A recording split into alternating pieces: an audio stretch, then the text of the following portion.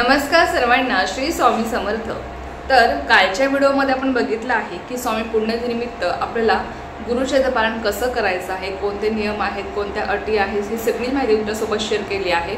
आजच्या व्हिडिओमध्ये आपण बघणार आहोत की ज्यांना गुरुचरित्र पारायण करणं शक्य होत नाही, ज्यांना ते नियम पाळणं शक्य होत नाही, तुमच्या घरामध्ये लहान बाळ असेल, लहान मुलं असतील तुम्हाला, किंवा स्त्रियांचा मध्ये मासिक धर्म येणार असेल, त्यांना गुरुचरित्र पारायण करण्याची इच्छा आहे, पण काही कारणामुळे ज्यांना गुरुचरित्र पारायण करणं शक्य होणार नाही, त्यांच्यासाठी तुम्ही संक्षिप्त श्री गुरुचरित्र पारायण कसं करावं। बघा, संक्षिप्त श्री गुरुचरित्र हा ग्रंथ तुम्हाला जवळपासच्या स्वामींच्या केंद्रामध्ये, मठामध्ये किंवा जिथे कुठे देवांची पुस्तके, ग्रंथ मिळतात ना, या ठिकाणी तुम्हाला हा ग्रंथ सहजपणे मिळून जाईल। संक्षिप्त श्री गुरुचरित्र ही गुरुचरित्र ग्रंथाचीच एक छोटीशी आवृत्ती आहे। या ग्रंथामध्ये 7 अध्याय असतात आणि हे अध्याय आपल्याला वाचायचे आहेत। आणि याचे नियम सुद्धा गुरुचरित्र पारायण इतके याला नियम नाही, याला फक्त 2 ते 3 नियम आहेत जे ते आपल्याला पाळून आपल्याला हे पारायण करायचं आहे। शेवटी बघा, हा सुद्धा एक गुरुचरित्रच ग्रंथ आहे।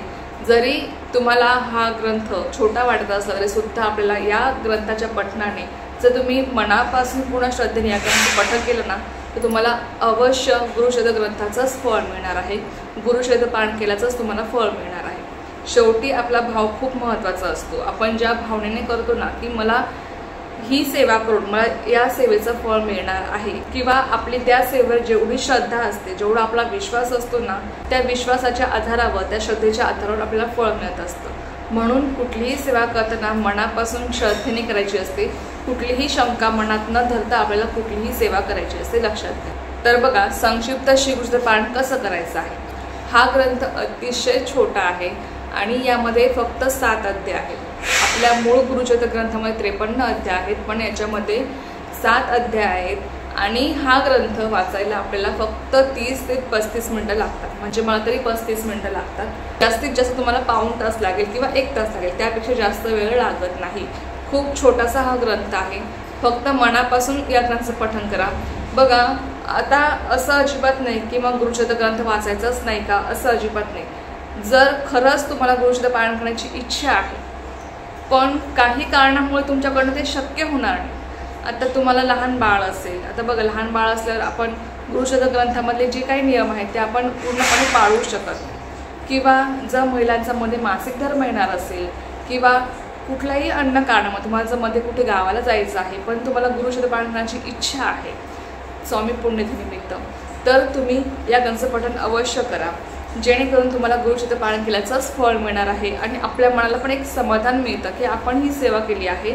आणि त्याचबरोबर आपल्याला जर गुरुचरित्र पारायणाचंच फळ मिळणार असेल तर आपण ती सेवा अगदी मनापासून पूर्ण श्रद्धेने नक्कीच करावी। बघा, तर आता याचे नियम कोणते आहेत, यामध्ये अगदी 2 ते 3 नियम आहेत, ते नियम पाळून तुम्हाला हे पारायण करायचं आहे। शेवटी काही झालं तरी हा सुद्धा एक गुरुचरित्रच ग्रंथ आहे। आता बघा, तुम्ही या ग्रंथाचे 1 पारायण करू शकतात, 5 करू शकतात, 7 करू शकतात, 11 करू शकतात, किंवा 21 सुद्धा पारायणे तुम्ही या ग्रंथाचे करू शकतात। आता आपला जो दिंडोरी प्रणीत ग्रंथ आहे गुरुचरित्र ग्रंथ, त्यामध्ये 53 अध्याय आहेत, तो आपल्याला 7 दिवसामध्ये तो ग्रंथ म्हणजे ते पारायण आपल्याला करायचं असतं। तुम्ही 7 दिवसांचे 7 सुद्धा पारायणे या ग्रंथाचे तुम्ही करू शकता।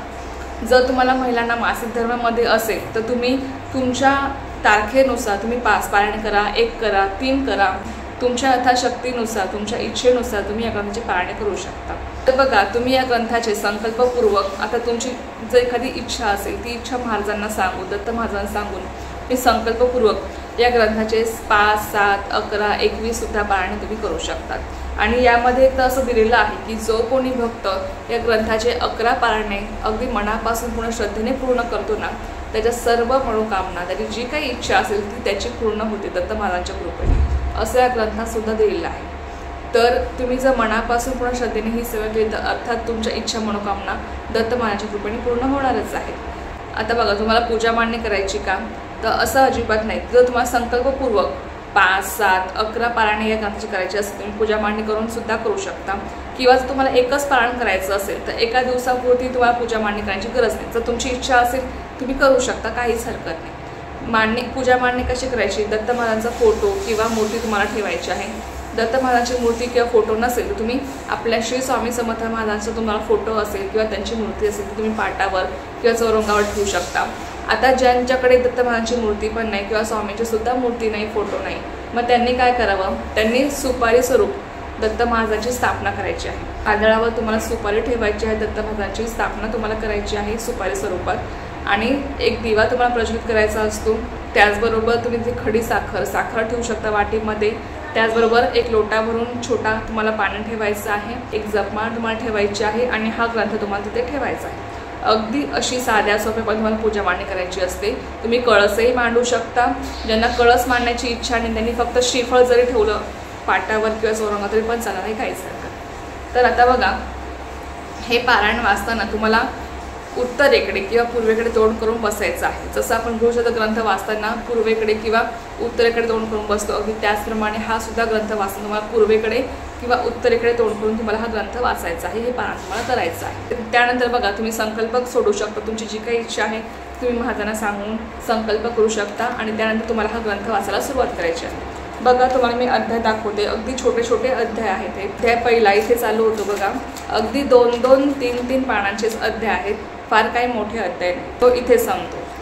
त्यानंतर अध्याय दुसरा बघा, अतिशय छोटे छोटे अध्याय आहेत आणि यामध्ये फक्त 7च अध्याय आहेत। अगदी 300 ते 350 ओव्यांचाच हा ग्रंथ आहे, त्यामुळे हा ग्रंथ वाचायला आपल्याला जास्त काळ लागत नाही। आता नियम कोणते आहेत, तर सगळ्यात आधी तुम्हाला ब्रह्मचर्याचं पारायण करायचं आहे। तुम्ही याचे 7 पारायणे करा, 11 करा, 21 करा किंवा 1 जरी पारायण केलं तर त्या दिवसापूर्वी तुम्हाला ब्रह्मचर्य पालन करायचं आहे। त्यानंतर तुम्हाला परान्न वर्ज्य आहे, परान्न तुम्हाला घ्यायचं नाही, दुसऱ्यांच्या घरचं अन्न तुम्हाला खायचं नाही आहे। तुम्ही कितीही पारायणे करा किंवा 1 जरी पारायण केलं तरी सुद्धा तुम्हाला त्या दिवसापुरते तुम्हाला हे 2 ते 3 नियम पाळायचेच आहेत, लक्षात घ्या। तुम्हाला त्या दिवशी ज्या दिवशी तुम्ही हे पारायण केलं त्या दिवशी तुम्हाला परान्न घ्यायचं नाही। परान्न घेतल्यामुळे काय होतं की आपल्याला ते दोष लागतात आणि आपण केलेली सेवा या सेवेचं आपल्याला फळ मिळत नाही परान्न घेतल्यामुळे। म्हणून तुम्ही 1 जरी पारायण केलं तरी सुद्धा तुम्हाला परान्न घ्यायचं नाही त्या दिवशी, लक्षात घ्या। तुम्ही हा ग्रंथ वाचताना तुम्ही कांदा लसूण वर्ज्य वगैरे असं काही नाही आहे, तुम्ही कांदा लसूण खाऊ शकता, फक्त तुम्हाला शाकाहारी जेवण करायचं आहे। आपल्या घरामध्ये मांसाहार येणार नाही किंवा मांसाहार चुकून सुद्धा तुम्हाला हे पारायण करताना तुम्हाला करायचं नाही, लक्षात घ्या। तर हे 2 ते 3 नियम आहेत। त्यानंतर तुम्हाला काळं वस्त्र घालायचं नाही हे पारायण चालू असताना किंवा काळं वस्त्र घालून हे पारायण तुम्हाला करायचं नाही।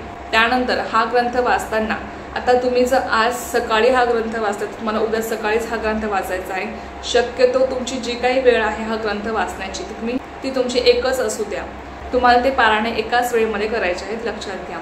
थोडाफार पुढे मागे वेळ जातं चालेल, अर्धा तास 15-20 मिनिटं, पण शक्यतो ती जी काही वेळ आहे ती तुम्ही चुकू देऊ नका, त्या वेळेमध्येच तुम्ही हे पारायण करण्याचा प्रयत्न करा। त्यानंतर बघा की तुम्ही हा ग्रंथ वाचताना तुम्हाला अगदी स्पष्ट आवाजामध्ये, आणि हा ग्रंथ वाचताना घाई आपण कधी कधी बघा कामाच्या दृष्टीने आपण घाई करतो खूप वाचताना, आणि त्यामुळे आपल्याकडनं ते जे काही शब्द आहेत ते आपल्याकडनं स्पष्ट वाचल्या जात नाही। अगदी शांत चित्ताने मनपूर्वक तुम्हाला या ग्रंथाचं पारायण करायचं आहे।